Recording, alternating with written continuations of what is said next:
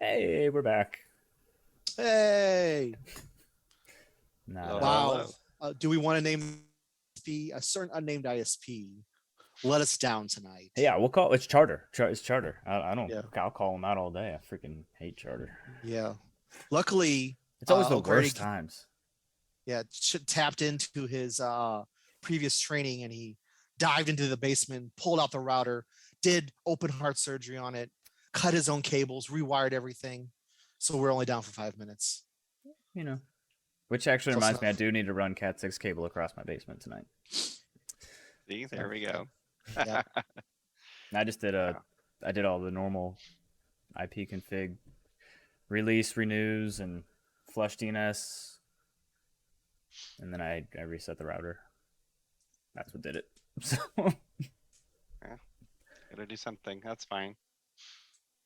but yeah, Uh, I'm not sure where we were when we left off here. so so we were talking about the first couple of things in the first couple of bullet points about 6 ways to advance your IT career, Mm-hmm. and what I had done to do that, what you guys had done to try to advance yourself. And we were talking about feeling pressure, like putting pressure on people who just can't do it right now, and that's Okay, yeah, that's right. totally fine. Um, just don't stay there, and if you do, like if 3, 4, 5, 6 months goes by and you still have no motivation, not only for your career but maybe even for other things, um, you, I'm going to encourage you to find some professional help. There's Yeah, nothing wrong with talking to counselors. I've been to counseling, talked to therapists. Sometimes you need someone else who's not in the middle of your storm to help yep. you. And Yeah. it's actually kind of common in the IT world to have this really um, stressful mental health situation. Mm-hmm. It's There's a far too common. Yeah, it is, and that's could be a whole nother stream, just talking about why right. does that exist and how do we combat it. I would give you a name, which I'll put it out here. So Tracy Baggiano is a SQL Server DBA, and she actually has a presentation on mental health for IT folks. Okay. So yeah, it's Tracy.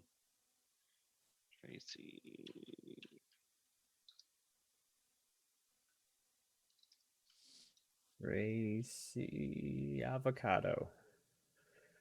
Oh, I was Yeah. close. Mm. Usually after a food comment, I say, now I'm hungry, but I was already hungry and I'm not a fan of avocados. So, Baggiano. No, Is that how you say that? Baggiano. Okay. Yes. oh, that's a So good name. That's if a good Baggiano. you name. if you're feeling like you're struggling I want pizza. Sorry. with your mental health as an IT professional, then come to this show and listen to Anthony crack jokes, and you can't help but smile. That's true. Um, uh, Check out Tracy Baggiano. So the last couple of things are that I did are working on your interview skills. I started blogging and I started presenting. Those are the last 3 bullet points for me in terms of how I'm advancing my IT career. Okay. So the next thing is work on your interview skills. You know, Yes. you uh, you can code all day and code circles around people, but if you can't talk to people, Mm-hmm. then that's going to present a real challenge to get the next job. Yeah. It's been a few decades where the stereotype that IT people can't talk to people was okay. It's Yep. gone now, unfortunately. Well, I should say unfortunately, it's a good thing, but Yeah. yeah, that you definitely need to be able to talk to people, and it's hard. Did you have some tips, Lee, on how people can get good at? So yeah, so I have 2 tips, and this could be a whole nother stream. It's just 3 of us talking on interviewing skills. But Yes. Actually, so there's a we need to make note to make that a stream because that's a very yeah, super needs to be important. I'm talked gonna about. practice my eye contact here. Keep going. I found a place. I found a lady named JT O'Donnell on LinkedIn, Okay. and um, she has a company called Work It Daily. Is this family friendly? Yes. So JT O'Donnell on LinkedIn. Uh, Anthony. You're welcome, or I'm sorry, Oh whichever. my God. A little of both. That's fine. No, it is totally fine, but wow. Um, she has a concept that you are a company of one and you need to treat yourself that way. And you need to treat your time and your resources and your salary like you're a company of one. You sell your resources, you sell yourself to companies by saying, I'm going to agree to X amount of labor for X amount of pay and benefits. Yep. And my dad used to always say, you don't have anything to sell except your labor. And that's, I believe that. Your labor, I mean, obviously time, but your labor is time and your Mhm. labor is your skill, your knowledge. What can you do in 8 hours a day for your employer?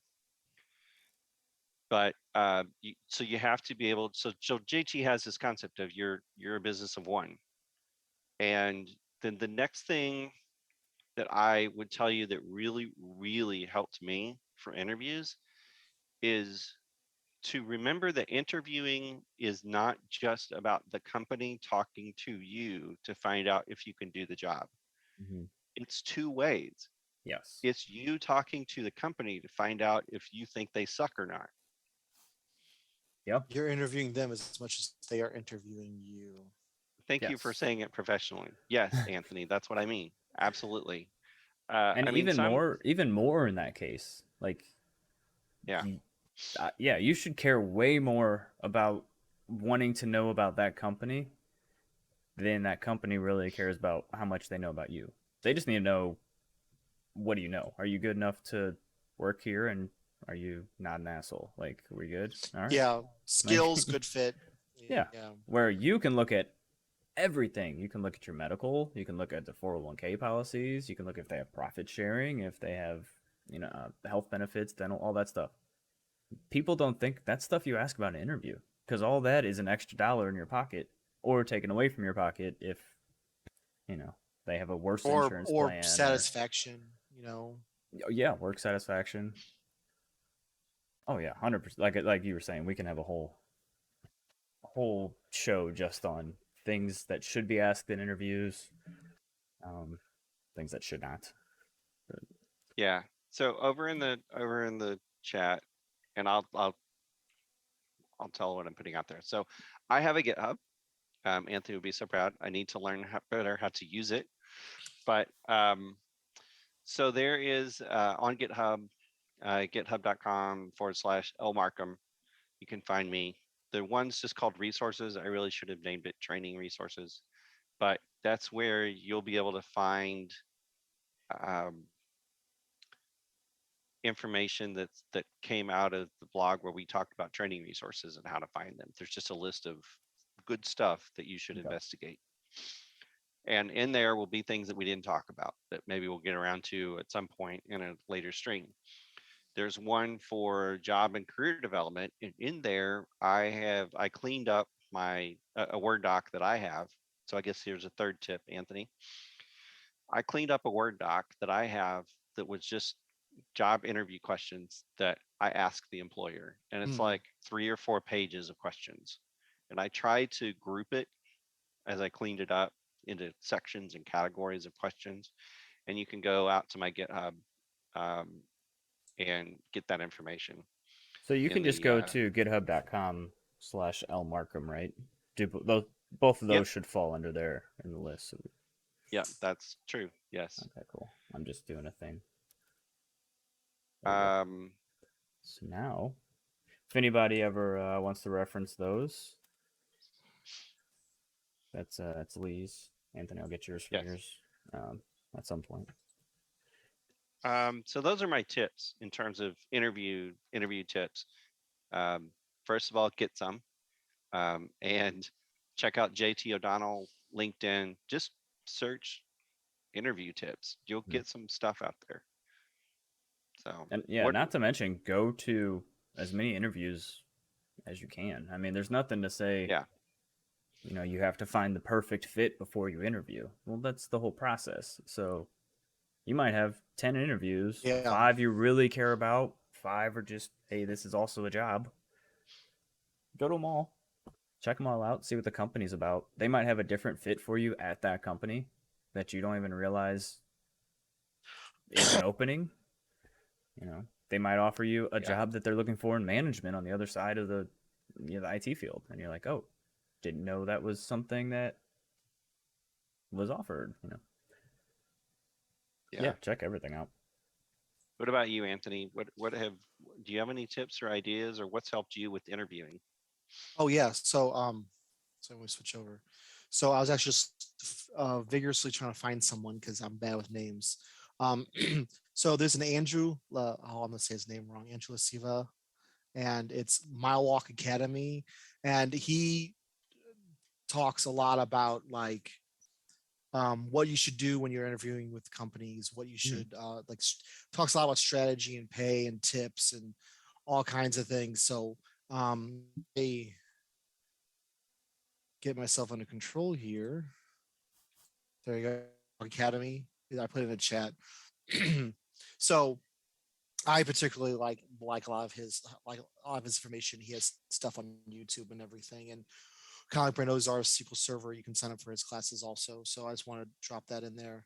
But Nice. for Yeah. interviewing, tips for interviewing. So one is user groups or different kind of groups will sometimes have meetups where they'll work strictly on that.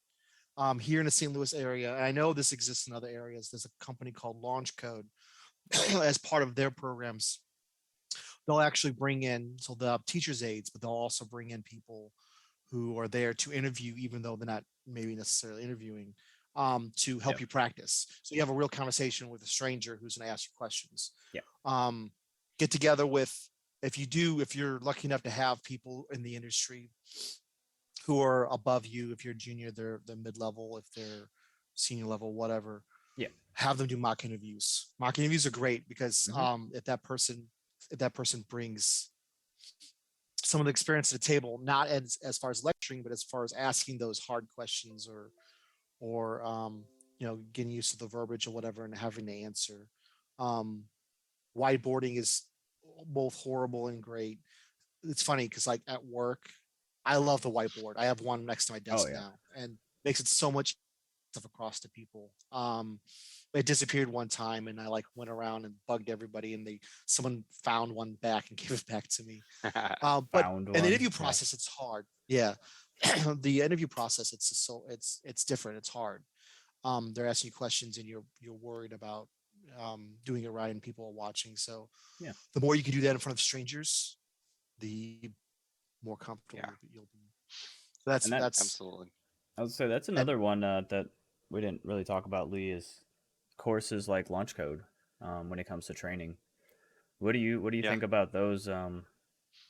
That type of route Yes. route to take, because it's like it's a very targeted 3 months or however long their courses are at the time, because they have different ones. yeah, Um, different Yeah. ones. Yeah. do you feel like they're just teaching them the skills that will get them a job, or do you think they're teaching them the fundamental can't talk the fundamentals and actually the correct way to do things? And we should be careful here. There's more than one type of boot camp, so Well, we yeah, should make sure we're Yeah. talking about the right kind of boot camp. So yeah, Yeah. and So I this is I think more maybe overall for me, because I just curious about if you're hiring from that type of company or that type of boot camp. sure. Where would you sit on that? So I first of all, I'll say that the only boot camp I have direct experience with is Launch Code. Okay. I do have years of watching people talk about and give their own opinions on boot camps. Um, Launch Code, um, I believe so. I think Launch Code is probably a very legit, solid endeavor. Okay. We actually, well, Anthony and I know one of the persons who is involved in Launch Code. She actually spoke at the St. Charles SQL Server meetup. Mm. Kathy Kellenberger. Okay. She's involved, or at least was involved with Launch Code. She is a solid SQL Server and probably all around general IT expert. So I think launch code is probably pretty solid. But like anything, going to a boot camp doesn't guarantee you success. Having skills doesn't guarantee your success. It doesn't Yeah. guarantee advancement of your IT career. Mhm. You have to have people skills. And we all know that But that's not you always can, something that you get with other skills. yes, Yes. yes, you can complete a boot camp, land an internship, and flame out. Yes. Yeah. So, in general, the the industry feeling that I've seen about boot camps in general is that they're not great because they just cram your head full of knowledge so that you can pass Mhm. a test. Now, Yeah. launch code I think is different at least from the ones that I know about because launch code is what is it 2 or 3 months, Anthony? I don't remember the length. Well, I think some of them are up to 6 months. so Okay, it depends. They have launch code, they have Coder Girl, and there's different programs. It's Yeah, very I different. think Coder So Girl was 4 or 5 months at least. it was it was definitely long. Yeah, it was The a long okay, person that I program. worked with who went through it. So launch code is very much different because it isn't just, and I'm not affiliated with them at all or anything, but it's not just we're going to fill you full of knowledge and then get you out there.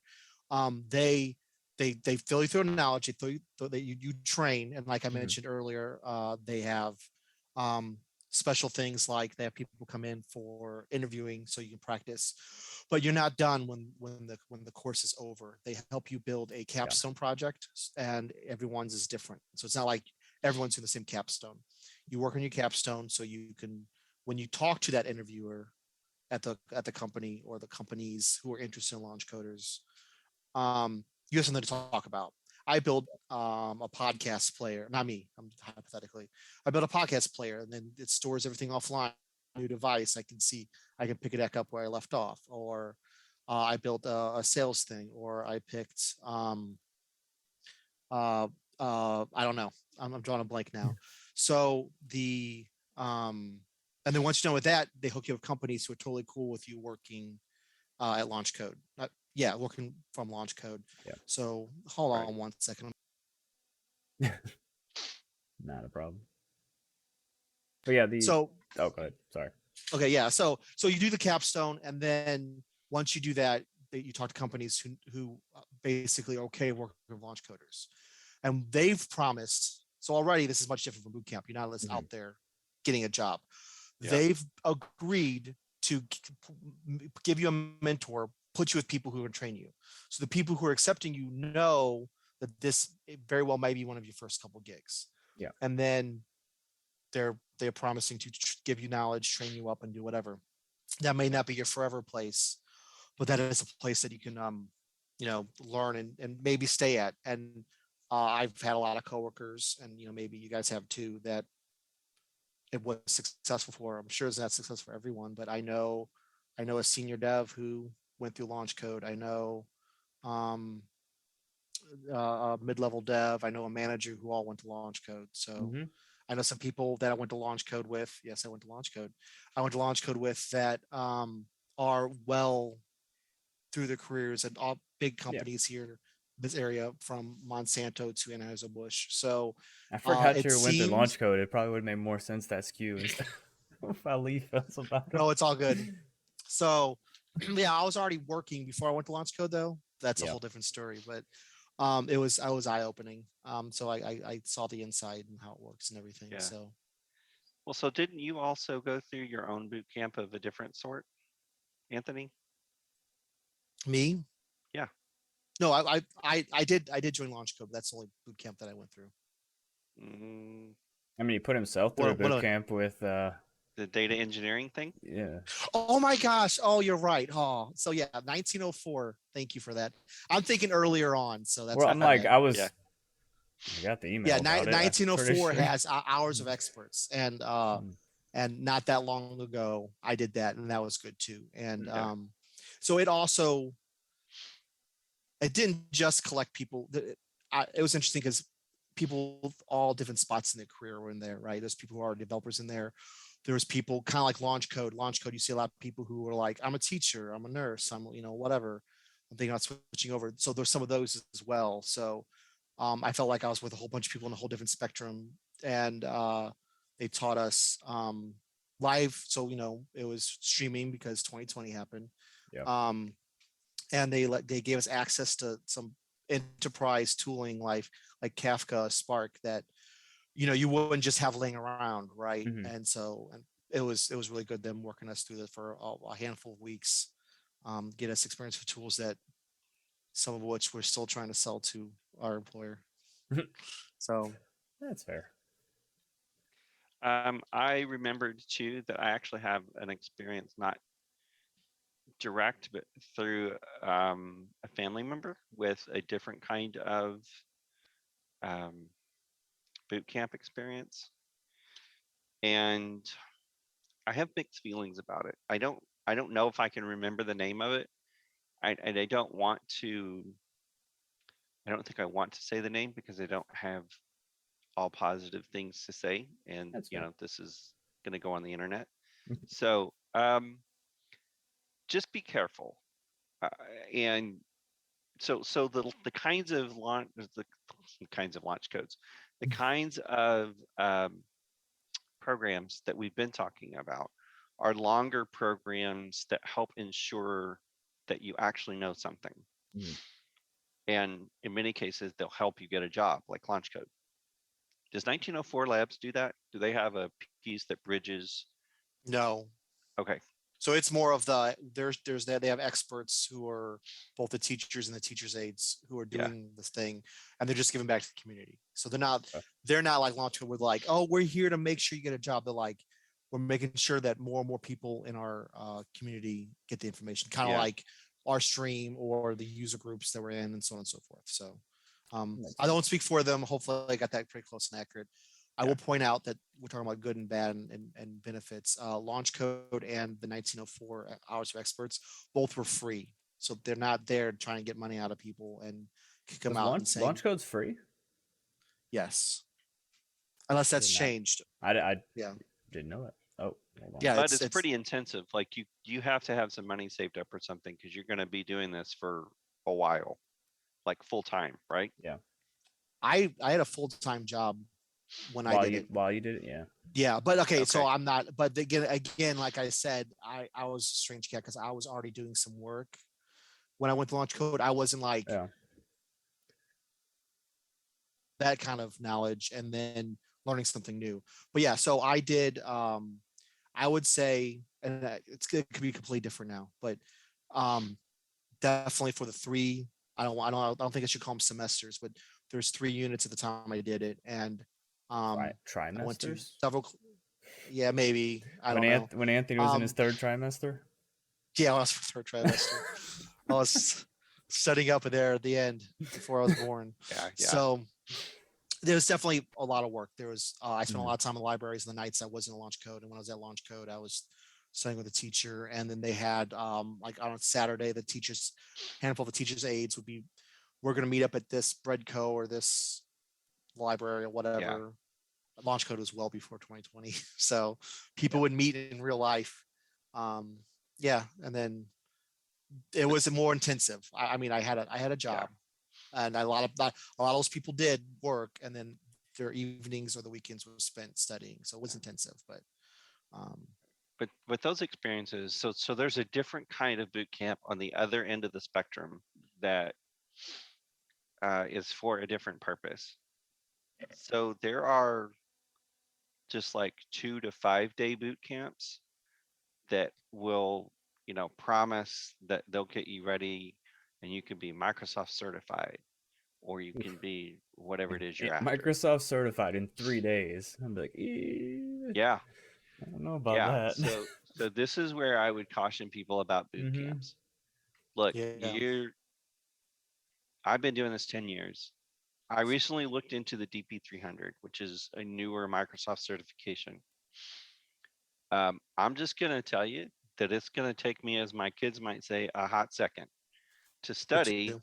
to pass that test. Yeah. So to think that you can walk into a boot camp 8 hours a day for 3 days and take a test at the end and feel like you actually learned and retained something, Yeah. to me is disingenuous. Yeah. It's not credible. So just watch out for that kind of thing. Those Microsoft certs are no joke. Yeah. That's Microsoft certs you are a got yours. joke. No, What's he that? said no joke.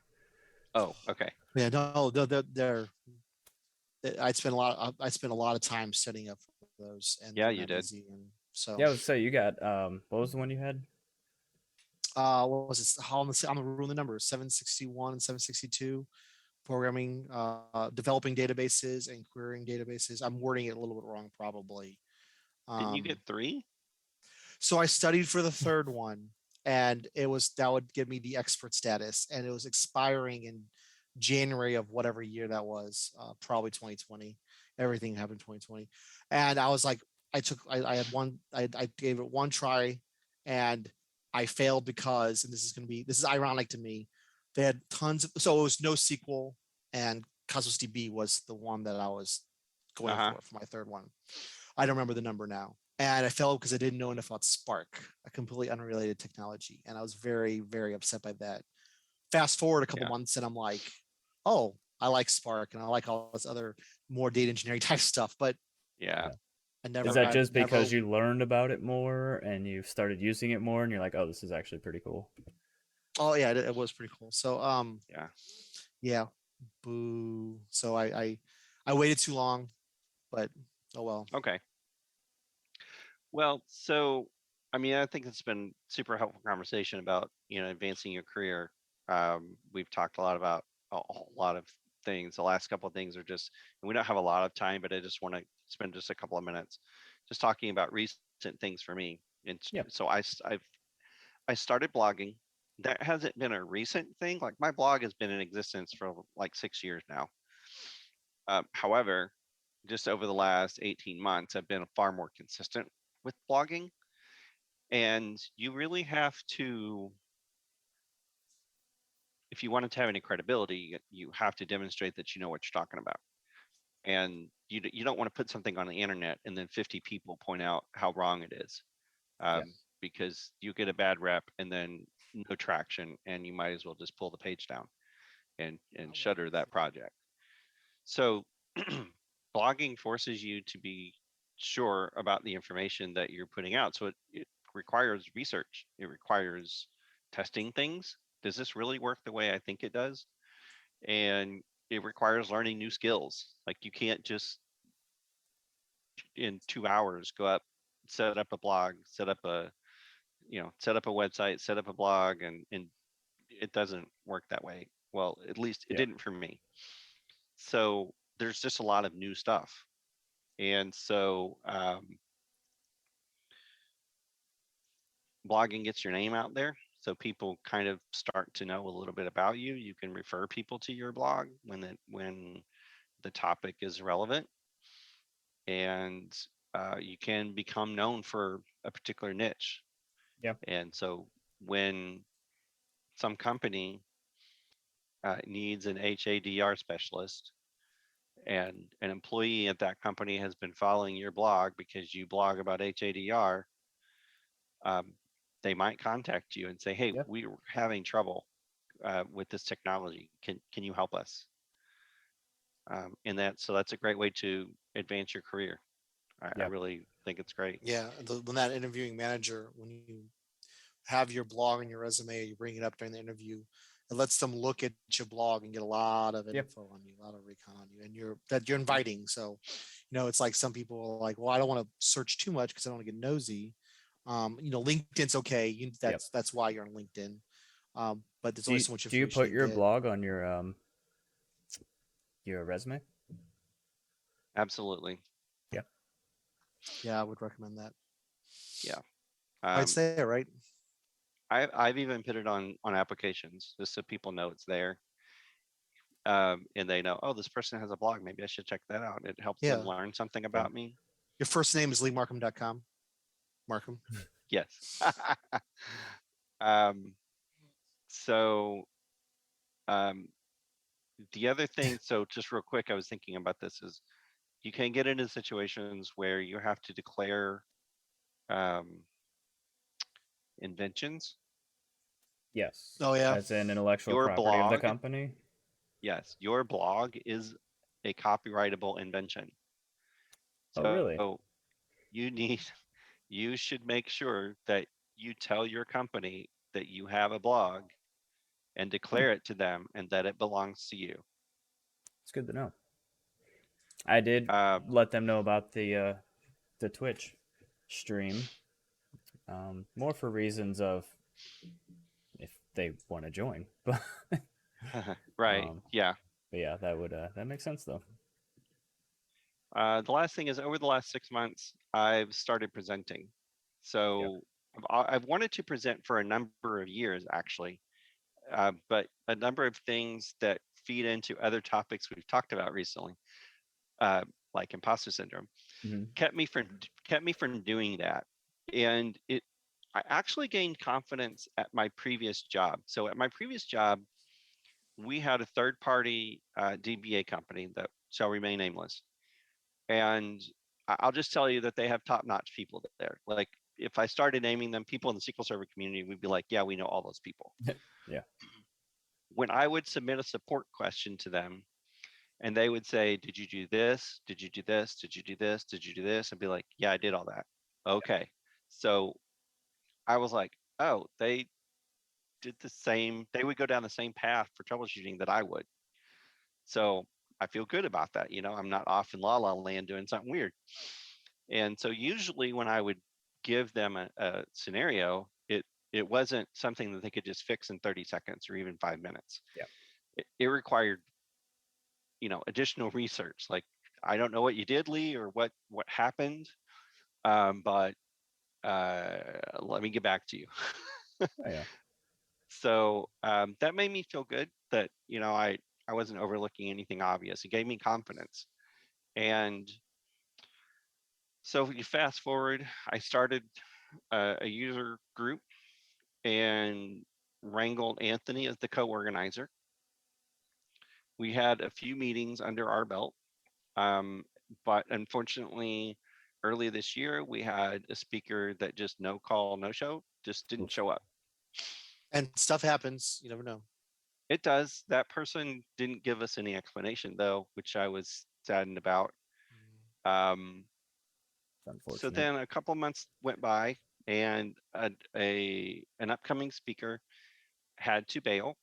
It was a week. We had a week's notice this time, so I was thankful for that. Yeah. They had a conflict, and I thought, man, I can't let us go another month with no presentation. Hmm. So I was like, okay, what can I do? What can I present on? And the idea of SQL Server features came to mind, and that's where the presentation, modern SQL Server features that make your life better, came from. Yeah. I probably spent 12 to 15 hours. Well, let me break it down. I probably spent 10 to 12 hours creating the presentation and another 3 hours practicing the presentation and then 1 hour giving it to the actual group. That was all in the span of a week. Um, and it felt really good. Anthony can tell you that, and I'll tell you, I was like freaking out when it was going on the internet, and partly because, well, the big reason was this is just something I'd always thought about doing, Yeah. is presenting and putting something on the internet. And now we're doing it once a week with Ready Set Data, and it's still exciting. But I mean, Anthony can tell you I'm not freaking out about it like I was back then. He was like, "Lee, calm down. It's going to be okay." It's like, I know, but it's going on the internet, Anthony. He's like, I know, I'm doing it. The internet is forever. And here we are. Yeah, and here we are. But presenting, much like blogging, you have to put out good content. You have to know what you're talking about. And presenting is even more challenging because someone on the call can ask you a question about it, and you don't know the answer. And I'm not saying it's okay to not know answers, but if you're presenting live, I think there's added pressure there to 100%. make sure that you're getting it right. Yeah, when you can, So- And if anyone's curious about that, I just dropped a link and you guys can watch him talk about things that are great about SQL Server, Thank you. boom. Yeah. So go ahead. modern SQL Server features. We need Go to on, make sure sorry. we're putting all of these also in the Discord. Oh So yeah. double Oh, make sure everything that's So going in the chat's going to Discord, link wise. one other Well, thing I it's just not want to doesn't have say to be real now, quick, but yeah. Go ahead. yeah, is if you are relatively new to IT, and you think, well, I could never blog or I could never present on anything, I think you're wrong, probably. If you've solved a work problem, you can blog or you can present. All you need to be able to do, even if it's 10 or 15 minutes, which some seasoned presenters have said that's even harder. Yeah. But if you just can say, we had this problem at work, and tell the problem, then tell what you did to try to solve it, and then what finally solved it, that's a presentation. Yeah. That can be turned into a blog post. And it doesn't matter if it's your 1 year or 2 years of experience or 6 months. Somebody else is going to have that problem. 100%. And they're looking for someone who solved it, and they might find your solution. Yep. They might find 10 solutions, and your explanation might be the only one of those 10 they even understand. So just because a solution has been or a topic has been covered before doesn't mean you shouldn't talk about it. Yeah. It just 100%. doesn't. Anyway, right, absolutely. thoughts, Yeah. comments. Yeah, not to mention, I mean, just because it's been talked about doesn't mean it's been fully exasperated. Like you have yeah, like the imposter syndrome thing I talked about last week. That's just the tip of the iceberg when it comes to the amount of knowledge out there and how you can look into stuff. That can be your job, just researching and talking about imposter syndrome. That's how much is out there. So, at first I was like, I don't know, this is kind of talked about already, but I haven't talked about it, so I'll talk about it. Yeah, and you never know. There's different people on different wavelengths, and Yeah. sometimes you need someone at a certain wavelength to explain something to you. And you might be the person who says it in a way that a handful of people finally get like, oh, that makes sense. Yes. If you like stupid analogies, I'm your man. But there's different ways of doing it. Yeah, I try to break stuff down, to the lowest blocks. And sometimes that's coming from interpolation of watching people that didn't do that. Me finally getting it to click after a long time, and then being like, they could have just said this, and that would have made a lot Right. more sense. And there would be people who don't get that, but there'll be so many people who do. Like they'll be on your wavelength. Yeah. Yep. Oh, so Dunce is gonna come present in here sometime as well. Really? Yeah. See if if I put him on the spot, he has to. Do it. Do it. Welcome. Yeah. We've talked SQL and programming plenty, so be interesting. Yeah. I mean, speaking of analogies, there've been there was something I came up with to talk about how important infrastructure is and how you can't always be focusing on new things, which involves airports. So, you can build a great shiny plane that has the greatest everything on it, but if the runway is crap, it's not going to get in the air. Yeah. So and that analogy might be useful to someone, and it's Yeah. things like that you might have a unique perspective on, or a new analogy that makes sense to someone. And Yeah. so, yeah. No, I 100%. 100% agree. So I think we're about wound down, and it's almost 9 o'clock. yeah, we can Yeah. call it for tonight. I can find someone to throw a raid over to here. Let's throw one to. I was trying to find a good podcast, but well, I will send everybody over to a podcast that is technology. This week in technology. So go drop Cool. that file. It's pretty interesting to watch. I'm pretty sure it's previously recorded, so it just plays it. Oh, I was going to say maybe it's just all about AWS going down. I mean, that was this week in technology. Yes. They from what I've seen of it, they bring up different relative topics to the time. So I'm gonna send everybody over there. Thank you for hanging out. Yeah, And fun guys. yeah, we will catch you all next week at this time. We'll let you know if anything changes. Make sure you drop our. Let me get this. Make sure you drop the link, the And if Twitter you know anybody, thing, words. if you There. know anybody who might be interested, send them our way. Yeah.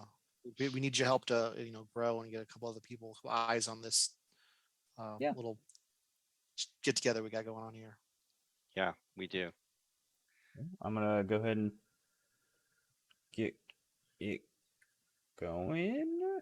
Jesus, come on. It was a statement of question. I'm gonna Yes, get it it is. going. Yeah. All right, we'll catch everybody next week. Bye, See you everybody. later.